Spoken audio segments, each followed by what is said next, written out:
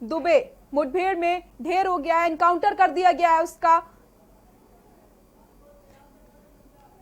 और हमारे साथ लगातार हमारे सहयोगी जुड़े हुए हैं जो पल पल की अपडेट्स आप तक पहुंचा रहे हैं। और कानपुर देहात से हमारे साथ मोहित कश्यप हमारे साथ बने हुए हैं। मोहित, मैं आपसे जानना चाहूंगी कि आपको कब जानकारी मिली और कब एसटीएफ वहां से निकली विकास दुबे को लेकर, पूरी जानकारी आपसे मैं जानना चाहूंगी। जी ऋचा, आपको बता देना चाहता हूँ, जो एसटीएफ की जो हम लोगों की सूचना थी वो 11 बजे रात से हम लोग टोल पर मौजूद थे और लगातार एसटीएफ की सूचना जो मिल रही थी, जो इसके पहले आटा टोल पड़ता है वहां पर इसको चेंज किया गया। जो आटा टोल के जो फुटेज आए थे वो किसी और गाड़ी में थे और जो ये 12 टोल प्लाजा पे जब हम मौजूद थे तो वहां पर किसी और गाड़ी में उसको रखा गया। 6:23 पे जो क्या नाम विकास दुबे है वो 6:23 पे 12 जोड़ टोल उसने क्रॉस किया था। तो ये 6:23 पे ये 12 जोड़ का जो टोल था उसने क्रॉस किया। थोड़ी देर बाद सूचना ये मिलती है कि उसका एक्सीडेंट हो जाता सकेंडी थाना क्षेत्र में। तो ये कहानी है जो 6:23 पे यहाँ से उस 12 टोल प्लाजा से उसका जो काफिला था, एसटीएफ की टीम थी, कुख्यात जो अपराधी विकास दुबे को लेकर के यहाँ से निकली थी। जी मोहित, मैं आपसे जानना चाहूंगी, ऐसा भी कहा जा रहा है कि जब विकास दुबे ने भागने का प्रयास किया था तो ऐसा भी कहा जा रहा है कि उसके साथी भी आसपास मौजूद थे। उसको लेकर के आपके पास क्या कोई जानकारी है? बिल्कुल रिक्शा, कहीं ना कहीं ये एक जानकारी ये सूत्रों के हवाले से ये खबर मिल रही है कि जब ये यहाँ से सिकंडी थाने में जब बारिश बहुत तेजी से हो रही थी, जो एसटीएफ की गाड़ी पलटी थी तो वहां पर कुछ पुलिसकर्मी भी घायल हुए थे, तो विकास दुबे भी घायल हुआ था। लेकिन इसके बाद में जानकारी ये मिली कि वहां पर कुछ विकास दुबे के लोग थे, लोकल एरिया से लोगों की जानकारी मिली विकास दुबे को, लोग वहां मौजूद थे। तो जब विकास दुबे वहां से भागने के बाद में उसने पुलिस पे फायरिंग की। फायरिंग करने के बाद पुलिस को जवाबी फायरिंग करनी पड़ी, इसलिए विकास दुबे एनकाउंटर में ढेर हो गया। मोहित, तो जिस तरीके से जानकारी प्राप्त हो रही है कि 6 आपने जैसे बताया 23 पर वहां से एसटीएफ की गाड़ी लेकर के निकलती है, बारिश काफी तेज हो रही थी जिसकी वजह से गाड़ी पलट गई थी, इसको लेकर क्या कुछ जानकारी मिली है? बारिश बहुत तेज थी जिस समय एसटीएफ की जो गाड़ी थी जब उसने टोल क्रॉस किया तो बारिश बहुत तेज हो रही थी। इसके बाद वो गाड़ी सेकेंडरी नहीं पहुंच पाती है 5 या 7 मिनट के अंतराल में, जिसमें विकास दुबे जिस गाड़ी में बैठा था वो जाकर के गाड़ी वहां पलट जाती है। तो ये हादसे की सूचना मिलती है कि विकास दुबे जिस गाड़ी में था वो गाड़ी वहां पलट गई। तो जानकारी ये मिली उसके लोग वहां पर थे। अगर उन लोगों ने जब हमला किया तब पुलिस को जवाबी फायरिंग की और जो अपराधी था जिसने 8 पुलिस वालों को शहीद कर दिया था, तो जाकर के वो जो विकास दुबे था आज वो वहां पर पुलिस ने उसका इनकाउंटर कर दिया। जी रिचा। जी मोहित, मैं आपसे जानना चाहूंगी कि वहां पे जो वहां पर हालात हैं, जो स्थिति है वहां के बारे में थोड़ा जानना चाहूंगी मैं आपसे। बिल्कुल रिचा, अभी टोल पर भारी पुलिस फोर्स तैनात कर दिया गया। जानकारी ये मिल रही कि पुलिस जो वहां पर उसके साथी थे वो वहां से भागे हुए, पुलिस जो है लगातार कॉम्बिंग कर रही है। अगर ये जो लोग शामिल थे तो क्या जो जहां उज्जैन में उसकी गिरफ्तारी हुई है, क्या केवल एक जो ये बात हुई उसमें क्या लेकर के ये केवल ड्रामेबाजी की गई? उसके लोग क्या उज्जैन से लेकर के इसके पीछे चल रहे थे जो यहाँ पर के। हम आपसे 1 मिनट बात करना चाहेंगे कि अब इस घटना के बाद, एनकाउंटर के बाद क्या जानकारी मिली? चूंकि उसका कानपुर देहात तक बड़ा वर्चस्व था, सिवली में उसका एक बड़ा 2 दिन तक वो रुका रहा। क्या स्थिति है वहाँ के लोगों से कुछ बात हुई? क्या कहना है इस एनकाउंटर के बाद वहाँ के लोगों में? क्या माहौल है वहाँ के लोगों की? क्या प्रतिक्रिया है? कुछ बात वहाँ से अगर लोगों से हुई है तो कृपया दर्शकों को बताएं। कहीं ना कहीं सुनील जी, दहशत का माहौल था। सिवली क्षेत्र में उसका दबदबा था। उसके खिलाफ सिवली थाने में दर्जा प्राप्त मंत्री की हत्या की जाती है। 27 मुकदमे सिवली थाने में उसके दर्ज थे। इसके बाद में आज जब उसका एनकाउंटर हुआ तो वहाँ के लोग जो है उनमें खुशी आई कि कम से कम एक जिसने 8 पुलिसकर्मियों की हत्या कर दी, वो जो सिवली का डॉन कहा जाता था, उसको जो सिवली का नाम था पंडित उर्फ डॉन के नाम से विख्यात हो गया था। लोगों में कहीं ना कहीं खुशी है। और जो एक विवाद चल रहा था, जो वहाँ के पूर्व चेयरमैन उनसे विवाद था, तो उनको भी कहीं ना कहीं ये लगा कि मीडिया को धन्यवाद दिया। उन्होंने साफ तौर पर कहा कि जहां तक ये बचता रहा, जब तक बचता रहा, लेकिन आज वो पुलिस की गोली का शिकार हो गया जिस तरीके से उसने पुलिस को मारा था। जी, ये जो एक बात सामने, आप कल बिकरू गांव गए थे, वहां पर पूरे गांव में सन्नाटा पड़ा था। स्थिति ये थी, एक वहां पर उसने पुल बनवाया था अपने भागने के लिए, उस पुल पर 12 से 13 करोड़ रुपया खर्च किया गया। उसमें बार बार वो लगातार कहता था, जिला पंचायत अध्यक्ष उसके करीबी हैं। आपने वहाँ पे लोगों से, चूंकि कोई भी बोलने को तैयार नहीं था, उसके बाद भी आपने वहाँ पे गए, आपने देखा, क्या स्थिति वहाँ पर नजर आई? क्या लोगों के जहन में आज वहाँ पे क्या पोजीशन है? क्या लोगों की आज कुछ प्रतिक्रिया है? बिकरू में उसी तरीके का सन्नाटा है या कि कुछ लोग वहाँ के कुछ कहना चाह रहे हैं?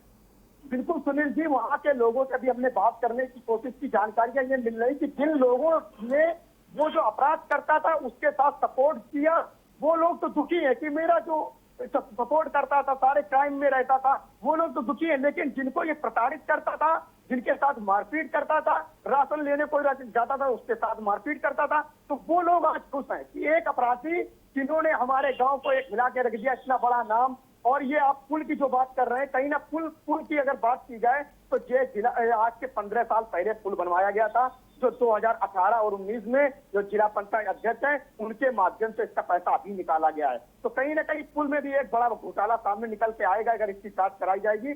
तो लगातार ये जो परतें हैं वो लगातार अभी भी खुल रही है। लेकिन हाँ, एनकाउंटर के बाद में चूली और अगर बिकरू गांव की बात की जाए तो लोग आज जो जिनको प्रताड़ित करता था वो लोग आज खुश हैं जी।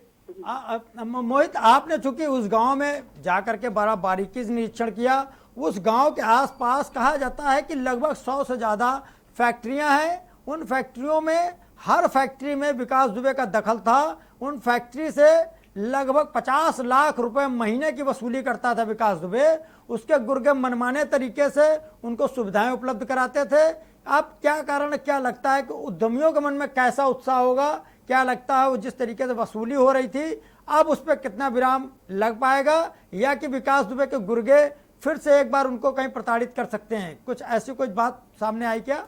कहीं ना कहीं सुनील जी, जो बिकरू क्षेत्र है, उस जो बिल्लौर क्षेत्र, वहाँ कई फैक्ट्रियां इलाके में आती हैं। और ये जो क्रिमिनल था, हार्ड क्रिमिनल था, तो लोगों के ऊपर दबदबा था, सारी फैक्ट्रियों से वसूली करता था। इसके बाद में जो लोग, अब जिन लोगों पर दबाव बनाता था, जो मजदूर थे, कहीं ना कहीं जानकारियां ये मिलने, उससे पैसे लेकर के एक पर्ची बना के फैक्ट्री के अंदर देता था कि आप फैक्ट्री में नौकरी करिएगा और कमीशन मुझको चाहिएगा।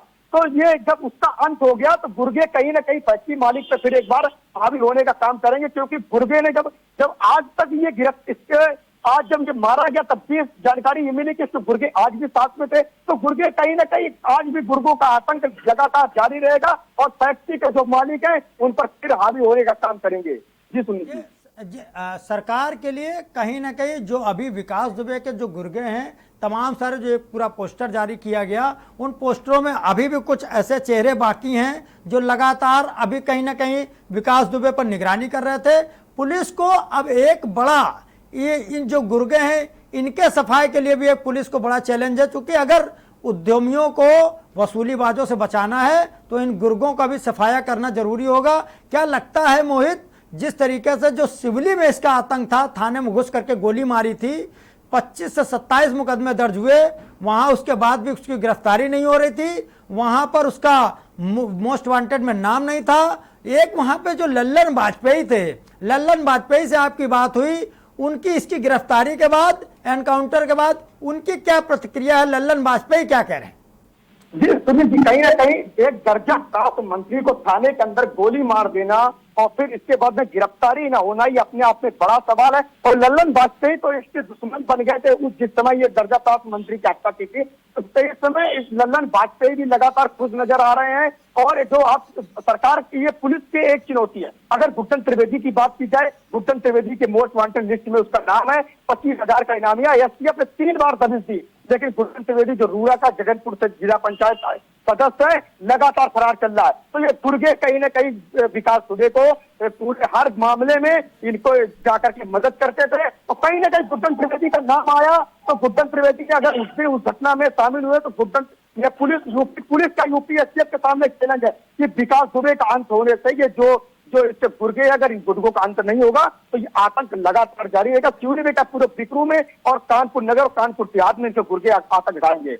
और वाजपेयी जी की बात करें तो पूर्व चेयरमैन है, उन्होंने जो मीडिया को धन्यवाद दिया, प्रशासन को धन्यवाद दिया, और उन्होंने कहा जो मुख्यमंत्री योगी आदित्यनाथ ने जो काम किया, उन्होंने चैलेंज किया था कि 7 दिन में हम इसको जिंदा या मुर्दा, इस पर जिंदा मुझे पकड़ना है, इसके बाद में जो होगा मैं देख लूंगा। लेकिन मुख्यमंत्री जिस दावे के अपने खरे उतरे, उन्होंने लगातार प्रशंसा की, सरकार के प्रशंसा की, पुलिस और जो पुलिस ने ये काम किया, पुलिस की प्रशंसा की है। जी सुनील जी, मुझे लगता है इकलौता कोई एक व्यक्ति ऐसा था जो विकास दुबे से लगातार भिड़ता रहा और कभी विकास दुबे उसका कुछ नहीं बिगाड़ पाया। वो एक इकलौता एक लल्लन वाजपेयी थे। क्या कारण लगता है कि लल्लन वाजपेयी आखिर उससे जो शुरुआत में जो दुश्मनियां हुई, लल्लन वाजपेयी उसके बाद भी डटे रहे और लल्लन वाजपेयी आज भी उसके सामने खड़े हैं। क्या लगता है आखिर क्यों, किस तरीके से लल्लन वाजपेयी ने उसका मुकाबला किया? आप चूंकि वहां पे काफी समय तक जाकर के वहां पर उन्होंने आपने रिपोर्टिंग भी की, क्या स्थिति थी वहां पर लल्लन वाजपेयी और विकास दुबे में? क्या जिस तरीके से लल्लन वाजपेयी लगातार विकास दुबे को पटखनी देता रहा और विकास दुबे बार बार उसको प्रयास करता था मारने का,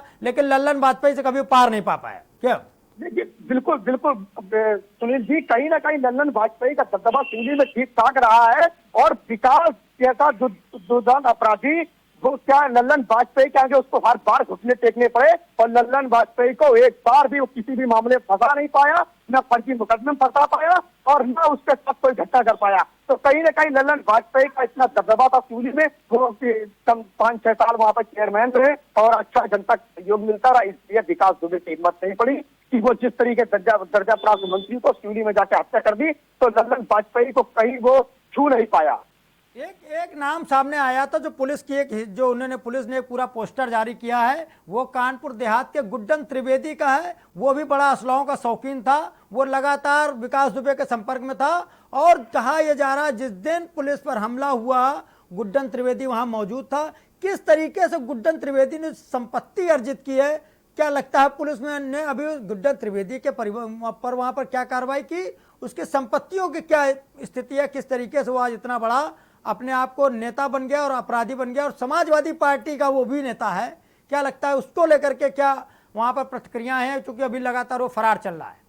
बिल्कुल बिल्कुल, कहीं ना कहीं गुड्डन त्रिवेदी के जो तार थे वो नोएडा से बताया जा रहा है, कोई उसका लड़का है जो एक नोएडा में पढ़ाई करता है और इसके बाद में जो लोकल की पुलिस है कोई कार्रवाई करने में बिल्कुल नाकाम हुई। हाँ, रूबरा थाने में कुछ पुराने मुकदमे करके गुड्डन त्रिवेदी के खिलाफ, लेकिन जो लोकल की पुलिस है कोई कार्रवाई नहीं कर पाई। एसटीएफ ने लगातार छापे मारे की, फिर भी वो फरार चल रहा था। इसके बाद में गुड्डन त्रिवेदी का नाम उस लिस्ट में है और लगातार वहाँ लोकल के क्षेत्र के लोग कहते हैं कि जब इसके यहाँ मोहरम और सीमेंट की दुकान का उद्घाटन हुआ था तो उसमें विकास दुबे उद्घाटन करने के लिए आया था और सपा के तार भी गुड्डन त्रिवेदी के जुड़े हैं। अखिलेश यादव के साथ फोटो है और जिला पंचायत जो यहाँ के अध्यक्ष है यादव के साथ उसकी फोटो वायरल हुई है। तो जो सपा के लोग हैं, जो सपा के समय यहाँ के जो नेता है वो साफ तौर पर कह रहे हैं कि इसके सपा से कोई ताल्लुकात नहीं है। ये कई मीडिया के कर्मियों के मोहित आपके हमारे साथ बने रहिएगा। वक्त हो चला एक ब्रेक का, ब्रेक के बाद हम आपसे फिर एक बार मुलाकात करेंगे।